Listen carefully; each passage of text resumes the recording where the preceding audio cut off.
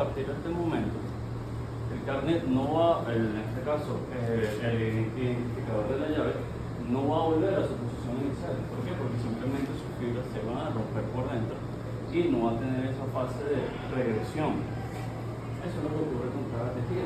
Por eso repito, en un momento donde yo puedo elongar un poco más la musculatura, donde el paciente no va a tolerar, no es que no va a tolerar, no va a manifestar mayor signo de dolor o molestia, pero sí lo abuso. En ese momento viene la fase de ruptura y los tejidos, adiós. ¿Okay? Porque yo repito, esto es simplemente cómo se comporta cada tejido ante cada manipulación, no tiene que ser un estiramiento necesariamente. Puede ser el mismo caso de los bombeos vertebrales, ¿sí? De los desplazamientos a la cesárea. Ahora sí. Gracias. Columna torácica. Ilustraciones, imágenes reales. ¿Bien? Vista superior, vista lateral, más regular. Una vértebra torácica. ¿Cuántas articulaciones tiene? 8. Ok. ¿Esto qué es? Costilla. Tubérculos de la costilla, correcto. Estas articulaciones de las costillas con las vértebras costovertebrales se subdividen en dos.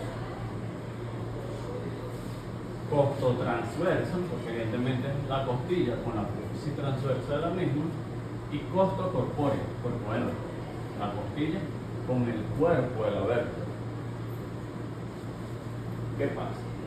Si te das cuenta, tenemos dos carillas articulares para costo corpóreo, es decir, que una vértebra por uno de sus lados se articula con dos costillas a nivel del cuerpo, porque a nivel de la transversa tenemos carilla para una sola nada más. ¿Okay? Entonces, tenemos el nivel que le corresponde y la de un nivel supradyacente a él. ¿Okay? Hablando de las articulaciones costocorpóreas que se encuentran, vuelvo y repito, en el cuerpo vertebral. El nivel de la costilla que le corresponde, es decir, que si esta fuese la tercera torácica, aquí se está articulando la tercera costilla en la costocorpórea. Y aquí está articulada la del nivel supradyacente, es decir, que sería la segunda costilla. Muy bien. Eso por un solo lado. Recuerden que habíamos comentado que las vértebras tenían 4 facetas articulares, 2 superiores, izquierda y derecha, 2 inferiores, izquierda y derecha de la misma manera, donde para nuestros estudios siempre nos debemos centrar en la movilidad de las inferiores. Entonces, si ordenamos o cuantificamos la cantidad de articulaciones que tiene una vértebra, ya por ahí tenemos 4, las 2 carillas articulares superiores, las 2 inferiores. Del lado izquierdo, una costocorpórea para el nivel de la costilla que le corresponde, otra para el nivel de la costilla supradyacente. Es decir, que si ya teníamos 4, ahora van 6. Lo mismo del otro lado, es decir, sumamos 2 más, 8. Si sumamos las de las transversas, las costotransversas, una por cada lado, 10. Ahora, si nos vamos a la articulación que está a través del disco, con la vértebra supradyacente y con la vértebra infradyacente, tenemos 12 articulaciones aproximadamente. Digo aproximadamente porque no se cumplen todos los casos en una vértebra torácica. ¿Por qué no se cumplen todos los casos?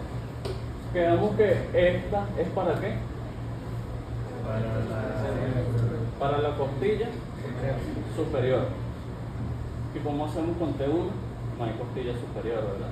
Porque T1 obviamente va a estar articulada acá abajo con la primera costilla y arriba no tiene superior, no existe. Muy bien, entonces por eso digo que no en todas las vértebras. Ejemplo, T1, ¿cuántas articulaciones tiene entonces? 10. Porque le restamos una por el lado izquierdo, una por el lado derecho. Muy bien. Ahora, creo que lo habíamos comentado en lumbar, que lo fácil que era que uno de los segmentos articulares dejase de trabajar. Lo mismo que con los trabajos en pareja, ya están en tesis. una tesis de 3 personas, realmente no siempre trabajan los 3. ¿Bien? Ahora imagínate un trabajo de 12 personas. Es muy fácil que distintos entes dejen de cumplir una función. ¿Qué pasa si algunos de ellos dejan de cumplir su función? Otros van a tener que compensar. Así como a nivel lumbar, cuando una de las facetas articulares estaba en restricción o adherencia, la otra tenía que compensar quizás con un exceso de movilidad y por eso había lateralización del tronco, con inclinación del tronco. Eso va a pasar acá, solo que ya no son 4 articulaciones, o sea, si contamos la de la vértebra superior e inferior a través del disco, sino que son 12 articulaciones, es decir, es extremadamente sencillo llegar a tener una disfunción a nivel torácico. ¿Muy bien? Si nos vamos a ir a los movimientos componentes, son los mismos. Si hacemos flexión, la vértebra se balancea sobre el núcleo, el disco intraarticular se comprime en anterior, se elonga en posterior. Toda la miofascia se está elongando en la parte posterior, está limitando el movimiento, mientras que toda la miofascia en la cara anterior se acorta, se comprime. Sencillo. Todo lo opuesto a la extensión. ¿Qué es algo importante acá? A nivel lumbar, esto es para la inspección y palpación.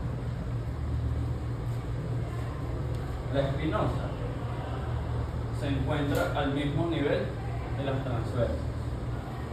¿Okay? Es decir, que si tú estás palpando a nivel lumbar, la espinosa y te vas a un trasveje de olo lateral, ahí encuentras tranquilamente tus apófisis transversas. Acá no es así. Porque mira, la espinosa no va a 90 grados, sino que tiene una inclinación o una oblicuidad hacia la parte más caudal, por supuesto. Es decir, que la espinosa, si le ponemos a esto, no sé, T2 y T3, arriba estaría T1 por supuesto, la espinosa de T2 está a nivel de la transversa de quién? De la vértebra infradyacente. Es decir, que si yo quisiera encontrar la transversa de T2, ¿qué debería ser? La palpo y me ubico a través de las espinosas, por supuesto, siempre, porque es la apófisis más palpable. La palpo, y después de que palpo, ¿qué hago? Subo un nivel y ahí a sus laterales voy a estar las transversas. Vamos a ponerlo de ejemplo acá. T3 entonces, espinosa de T3, subo un nivel hasta la espinosa de T2 y ahí a sus laterales que voy a conseguir la apófisis transversa de la misma. ¿Muy bien? Entonces, flexo-extensión extremadamente igual, las rotaciones iguales. ¿Okay? Si voy a rotar a la derecha, el lado izquierdo actúa como pulcro, mientras el derecho se abre en distracción. ¿Qué es lo que cambia? ¿Qué es lo que cambia? Que ahora estamos amarrados a las costillas. Y si la vértebra está amarrada a las costillas, al moverse la vértebra, indistintamente se tiene que mover la costilla, porque sí. Ahí es donde la biomecánica cambia. Si recordamos, refrescamos un poquito lumbar, podemos hacer 2 tipos de inclinaciones. Inclinación no funcional, que era donde yo inclino hacia un lado y al mismo tiempo roto hacia el otro, en conjunto de inclinación funcional, que es donde yo inclino y roto al mismo lado acompañado de una ligera flexión. Ustedes, muchachos, han estudiado o vieron el semestre pasado las leyes de Freyer, ¿saben cómo se pronuncia? No. Ok, si no las vieron, no pasa nada. Si las vieron, olvídense de ellas, porque se ha demostrado que no funciona tanto en la actualidad. ¿Qué pasa? No es que estén obsoletas, sino que no son tan eficientes.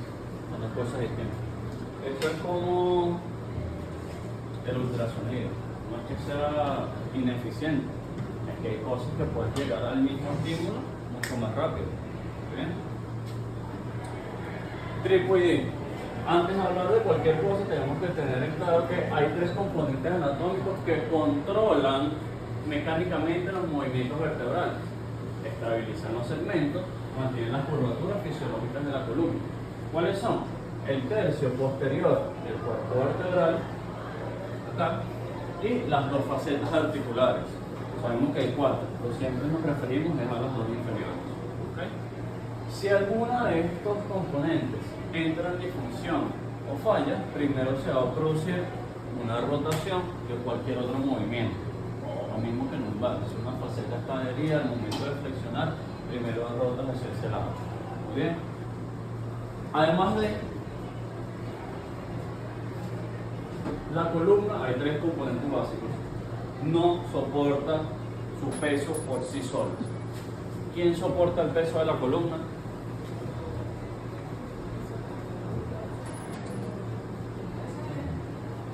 La columna es incapaz de soportar el peso por sí misma. ¿Quién lo realiza? ¿Quién soporta el peso?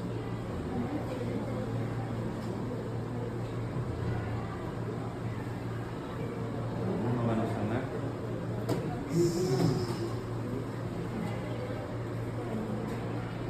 Ok, mientras me responden eso, en neutro, el control siempre lo van a tener los cuerpos vertebrales. Y a raíz de ello, las facetas, y vuelvo y repito, si cualquiera de las facetas está bloqueada, primero se va a producir una rotación antes de cualquier otro movimiento. ¿Ok? Entonces, ¿quién soporta el peso de la columna? Por Dios. ¿Cómo?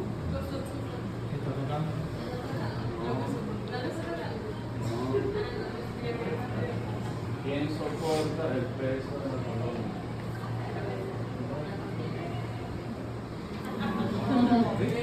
De la columna completa, no solo un segmento. ¿Y quién soporta el peso de los miembros inferiores? ¿Y quién soporta? La gravedad te balanza por un lado, por abajo específicamente, pero no te va a caer si estás abajo, sino que te puede frente para atrás por un lado para el otro. ¿Quién soporta el peso del cuerpo al mismo tiempo entonces una columna? Primer semestre es esta pregunta. Depende. No relativo, no depende, aquí no son pseudociencias. Vamos.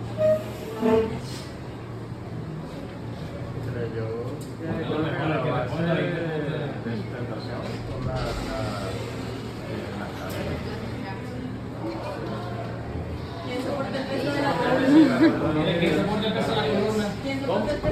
¿Quién soporta el peso de la columna? Un punto en el examen.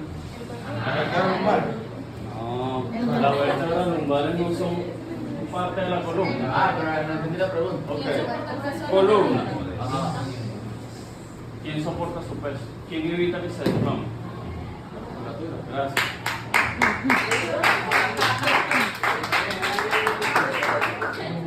En casa de Marta juega a las 5 de la tarde. Muchachos, Esa es es la mi punto. fusión de los músculos. Sí, seguro. Te enseño. No, esa es la fase. Soporte y sostén en conjunto de locomoción. Musculatura paravertebral son los brazos, o van a ser los encargados de mantener la columna erguida, de que no nos desplomemos, no nos caigamos. No solamente a nivel paravertebral, es toda la musculatura antigravitatoria. ¿Okay?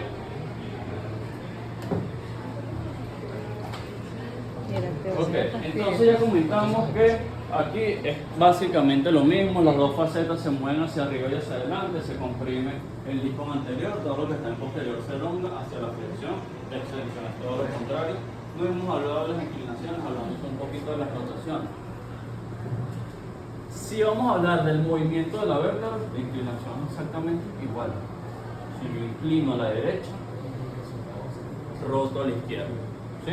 Es decir, si yo inclino a la derecha, el lado derecho de las facetas desciende, que es lo mismo que extender, y el lado izquierdo sube, que es lo mismo que flexionar, y la vértebra hace una rotación contralateral. Cuando hablamos en el segmento anterior, el lumbar, hablamos que esa rotación contralateral era para que las facetas inferiores hablo del segmento lumbar, las facetas homolaterales de inclinación no tolerasen toda la carga y rotaban en sentido contrario para abrir en dirección a su espacio. Pónganse aquí un momento, por favor.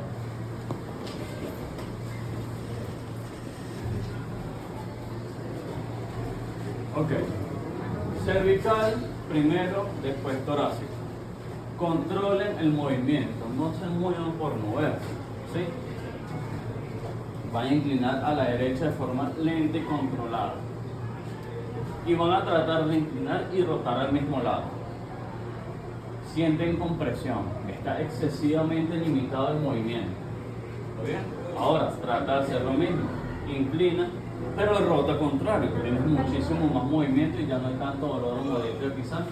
Ojo, vuelvo y repito, centrados en torácico, muchos se están moviendo a nivel lumbar, no, torácico, caja torácica, bastante limitado. ¿Ok? ¿Qué es lo que está ocurriendo acá? Lo siguiente, se pueden sentar nuevamente. Comentamos que si las costillas están articuladas con la vértebra y la vértebra tiene distintos movimientos, la costilla va a tener que moverse al mismo tiempo o en unísono.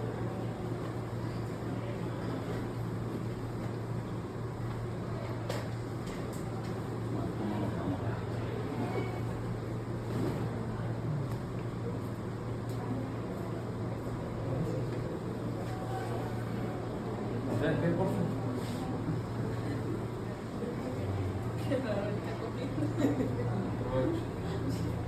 Vértebra, costilla, costilla. Muy bien. Extiende. Allí. ¿Qué hicieron las facetas? Regresa neutro para que no te canses. ¿Qué hicieron las facetas? Hacia abajo y hacia atrás. ¿Y la costilla que hizo? ¿Hacia dónde deslizó? Sale otra vez. Hacia arriba y hacia atrás. Hacia arriba. Muy bien, es decir, aquí. Cuando la columna torácica hace extensión, las costillas ascienden o deslizan superior. Es lo mismo. Si fuese lo contrario, vértebra, y yo hago flexión, primero, vértebra, ¿qué hace? Vértebra. Hacia arriba y hacia adelante. Y las costillas que hicieron, deslizan hacia abajo. Ya me va a ver el examen. Esto se llama como un movimiento rotacional en asa o en mango de balde por la disposición del movimiento o la semejanza que tiene con el asa de un balde o un tobo. Muy bien. ¿Dónde entra la confusión? En las inclinaciones. Si yo inclino a la derecha, vértebra primero, ¿qué hace? Vértebra. Del lado derecho, ¿qué hace? Extiende o desliza hacia abajo y atrás. Y el lado contralateral asciende o desliza superior. Muy bien. Entonces, tenemos articulaciones costocorpórea y costotransversa de los dos hemicuerpos, ¿correcto? Es decir, que del lado derecho, ¿qué hicieron las costillas? ¿Suben o bajan? Suben.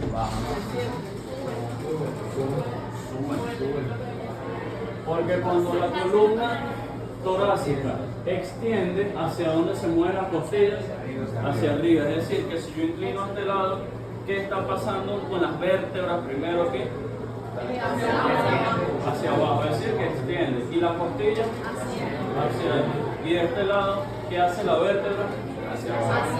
¿Y la costilla?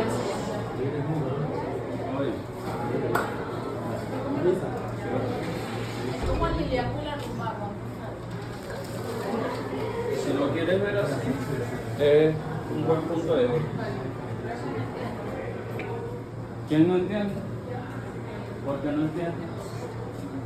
Porque ¿cómo podéis tomar 200 cosas? Pónganse de pie todos, incluyendo, por favor.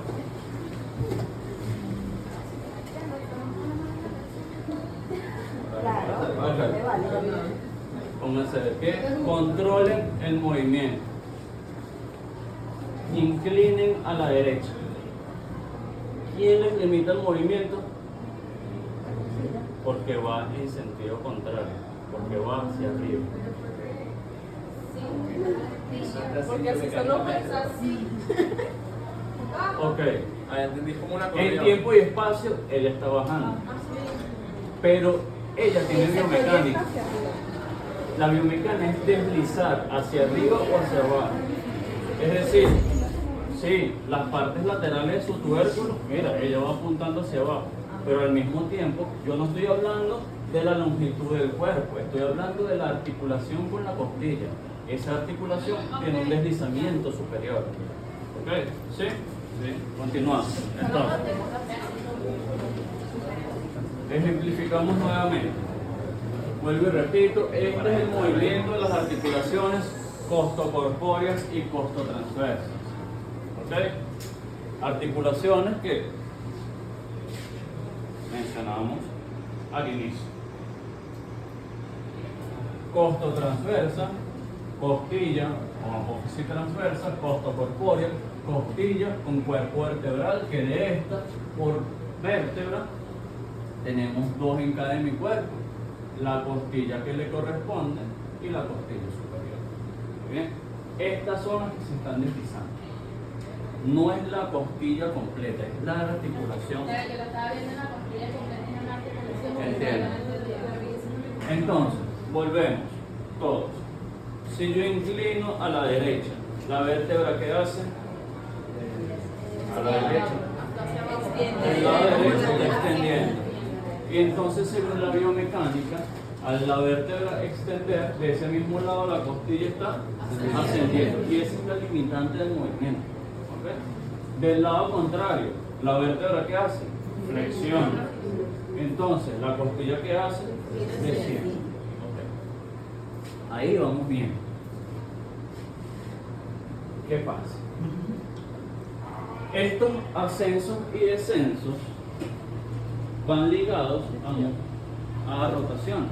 ¿Sí? No solamente subes y bajas, sino que deslizas anterior o posterior. Deslizas interno o externo, es lo mismo. Anterior e interno, porque va a ser la cara anterior o media del cuerpo. Posterior o externo, porque va a ser fuera de ese traje. ¿Muy bien? Entonces, en el momento en que la costilla asciende, rota hacia adentro, siempre. Eso es como ley cóncavo convexo. Muy bien, que si el convexo se mueve, ¿sí? ¿Entendemos? Sí. Entonces, va ligado siempre en condiciones normales. Ojo, tenemos que conocer qué es lo normal para después entender lo anómalo o diagnosticar lo anómalo. En condiciones normales, cada vez que la costilla asciende, rota hacia adentro. Y todo lo opuesto. Si la costilla desciende, rota hacia afuera. Bien, vamos a anotar eso entonces. Vértebra, costilla. Si la vértebra inclina derecha, ¿qué hace? El lado derecho desciende, mientras que el lado izquierdo asciende, ¿sí? O desliza hacia arriba. Costilla. Si la vértebra está inclinando a la derecha, el lado derecho ¿qué hace? Asciende y rota Internamente. interno, que es lo mismo que anterior. Rotación interna o anterior.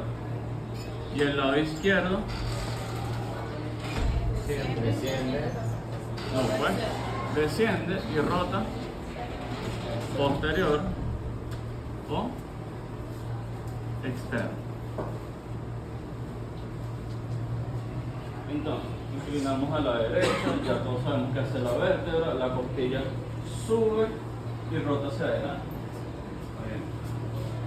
¿Qué es lo que va a ocurrir aquí? Dos personas que se pongan de pie un momentico, por favor. Dios mío. Punto para lo que se pararon. Ok. Ponte aquí atrás. Vértebra, vértebra. Costilla. Ponte diagonal para que todos puedan ver. Costilla. Inclinen los dos a la derecha. Inclinaron los dos a la derecha, muy bien. ¿Qué va a hacer ella? La costilla. Ascender. Pero si ella rota interna aquí, ¿qué hace? Hay un choque óseo. Muy bien. Pónganse en neutro un momento. ¿Ustedes se han chocado los malleolos? ¿Los tobillos? Sí. Horrible, ¿verdad? Imagínate que eso ocurriese cada vez que vas a inclinar. No. No te vas a querer mover. Entonces, ¿qué es lo que ocurre? Posición de inclinación derecha nuevamente. La costilla sube y rota internamente. ¿Qué va a pasar? La vértebra superior se induce a una rotación contralateral para liberar espacio y que ella pueda rotar libremente. ¿Okay? Esto va a pasar de forma ascendente. Él va a subir, rotar internamente y la vértebra que está encima de él va a inducir la rotación. Entonces la vértebra rota contralateralmente a la inclinación. Sí, al igual que el lumbar, si tú inclinas para un lado, rotas para el otro. Es exactamente lo mismo. Lo que les estoy explicando es el porqué de ello. A nivel lumbar, da por la carga que existe en las carillas. Aquí también, simplemente no hay tanta carga, porque bueno, en un segmento superior ya no tenemos que soportar todo el peso desde la vértebra y la musculatura que está adyacente a ella. Pero al estar tan limitados por la caja torácica, tiene que haber mucho juego articular, o en este caso movimientos componentes. Eso es lo que está escrito en este diapositivo. Como ítem extra, siempre que nosotros hacemos flexo-elevación, T1 extiende sobre T2 y T2 extiende sobre T3. Pocas veces T3 sobre T4, depende de la movilidad articular de cada individuo. Pongamos el ejemplo. La gran mayoría de ustedes, me incluyo, tenemos hombro prolongado. ¿Sí? Mala postura. Y la gran mayoría de ustedes están sentados de esa manera. Hagan flexo-elevación. ¿Qué pasa? Automáticamente extienden. ¿Sí? Vuelven a neutro. ¿Por qué? Porque bueno, al T1 extender sobre T2 y T2 sobre T3 va a incentivar una postura ergonómica nuevamente. Por eso en tantas oficinas donde hay personales ocupacionales son tan exigentes quizás con las pausas activas para mantener la higiene postural, y las pausas activas no es más que hacer simple y llanamente que en tu puesto de trabajo distintas movilidades, como puede ser esta, para buscar la ergonomía nuevamente. Claro, hay otro tipo de movilidad que depende del puesto laboral, exige un poco más de movimiento articular activo fuera de tu puesto de trabajo. Ok, la esternocostal al mismo tiempo al elevar los brazos asciende. Y es más que obvio, si tú te das cuenta, al hacer la flexo-elevación y extender T1 sobre T2 y T2 sobre T3, ¿hacia dónde va el esternón? Arriba. Y si el esternón está ligado al esternocostal, arriba también.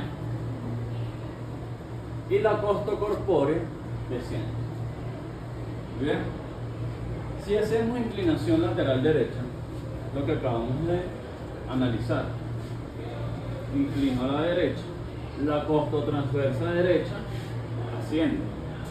Al mismo tiempo, rota hacia anterior y el lado izquierdo ocurre lo contrario. Esto induce a la vértebra superior a una rotación al lado contrario por la forma de la articulación costocorpórea. Es exactamente lo que acabamos de ver y analizar, solo que con palabras más técnicas. Bien. Entonces, inclino y roto contrario.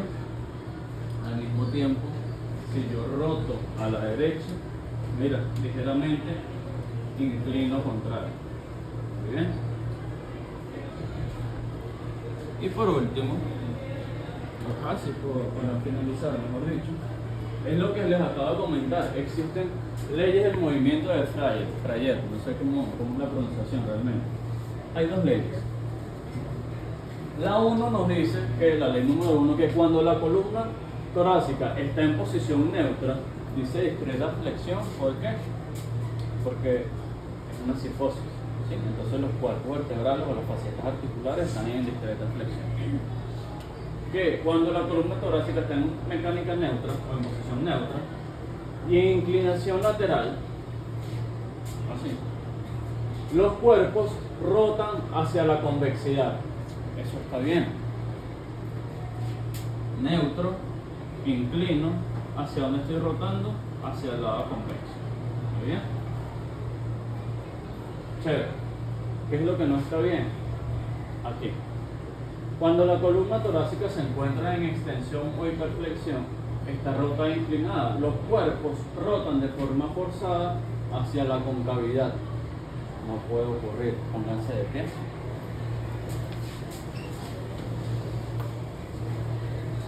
Hagan, no sé, extensión, ligera extensión. Inclinen a la derecha. Torácico nada más, ok, no metan lumbar. Ya están encontrando la restricción o la limitante de la costilla. Intenten rotar para el mismo lado. Torácico, no lumbar. Duele, molesta, no puede ocurrir. ¿Por qué? Porque nos acabamos de dar cuenta, hacia alguna diapositiva atrás, que los cuerpos vertebrales tienen que rotar contralateral, porque si no lo que va a ocurrir es un choque óseo. Muy bien. Si esto llegase a ocurrir, tenemos una disfunción, una patología. Se le conoce como vértebra maldita. Es una compensación ascendente. Muy bien. Es esto. ¿Sí? Una rotoescoliosis. Hay dos convexidades y dos concavidades, si se dan cuenta. A través de numerosos estudios se ha demostrado que cuando ocurre este tipo de rotoescoliosis, la principal o la curvatura primaria, curvatura anómala, ojo, es la inferior. En este momento, una de las vértebras decidió inclinar y rotar en el mismo sentido. ¿Qué va a pasar? Todas las demás van a inclinar y a rotar en el dicho sentido de la vértebra maldita y va a crear un patrón de compensación ascendente. ¿Por qué? Porque todas van a buscar seguir la secuencia hasta llegar a un punto neutro, como va a ser la cervical. Si tú corriges esta vértebra, esto disminuye en cantidades industriales.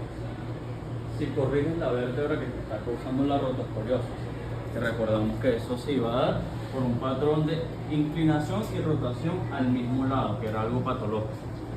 Entonces, vuelvo y repito, tú corriges esta vértebra con este patrón disfuncional. No es que se va a quitar o se va a abolir, eso va a depender también de cuánto tiempo tenga instaurado dicho posicionamiento o restricciones de movilidad. Pero podemos llegar a evitar un gran porcentaje de cirugías nada más corrigiendo la movilidad de esta vértebra. Después vamos a tener que tratar la curvatura primaria, hablando de las curvaturas escolióticas en estos dos casos. Sencillo, como cualquier otra escoliosis. ¿Qué nos tenemos acá?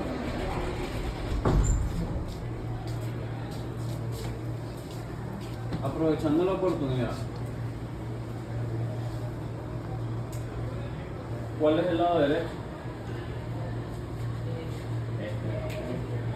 El del izquierdo, porque se ve también. ¿Este qué lado es? ¿Izquierdo o derecho? Este sería el derecho, con una placa. ¿Y este?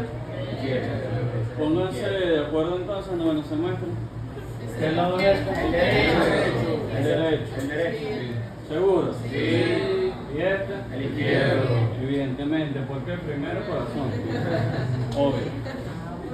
Segundo, recuerda que cuando tú estás viendo una radiografía, que realmente no se llaman ni radiografías ni rayos X, se llaman acetatos.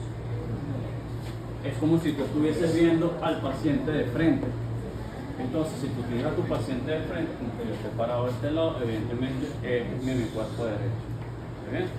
Claro, eso si estás agarrando bien el acetato, como ya pasó pena agarrándolo de forma inversa, no vas a tener un buen diagnóstico. Ok, esto es una simple y común escoliosis. Si te das cuenta, ¿qué facetas están tolerando la carga?